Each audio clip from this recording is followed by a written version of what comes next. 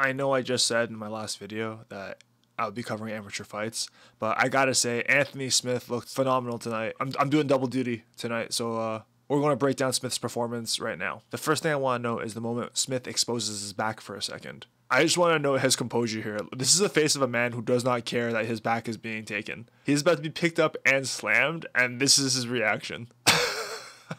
I'm dying. I just have to point that out. Veteran status stuff. This guy knows, like, what's going to happen? I'm going to get picked up and slammed in front of a couple thousand people. I don't care. I'm going to win this fight at some point.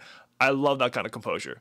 Absolute confidence. The second thing I want to note is when he drops Spann and proceeds to start transitioning to half guard, fighting for the guillotine, and then eventually landing in this really, really interesting armbar. He used the guillotine at first just for control, and then he abandoned the ship pretty quickly.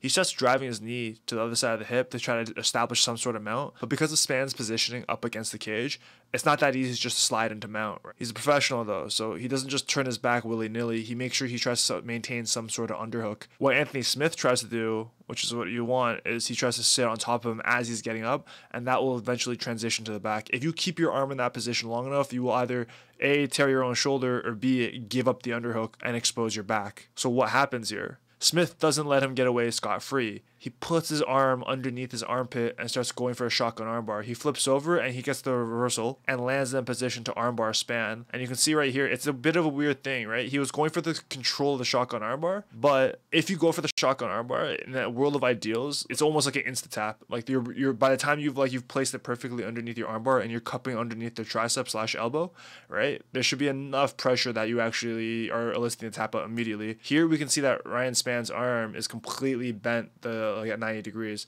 So it's more of a shoulder lock at this point, and because it's not tight, this allows Spann to get out almost immediately. From here, Smith gets actually reversed into a pretty precarious situation, but as a veteran, he just gets up, works his way up against the cage, gets away more or less scot-free. Again, absolute gangster status, does not care, unfazed. He's just absolutely confident. From here, he drops Spann again at some point. It's a second knockdown. And the one thing I want to note at this point is the quarter Nelson he uses. That is a money quarter Nelson. The problem with chokes is that they're incredibly risky. You end up sacrificing a lot of position unless you're trying to finish the choke from top position. When you increase risk, you increase your chances of finishing. But if you lose the finish, you've sacrificed your position completely, and that's a big no-no. What I really appreciate about what Smith does here is he gets the quarter Nelson by pushing on the head and grabbing your own wrist. It's a very, very similar pressure to using the vice grip from the front headlock in order to establish the flip.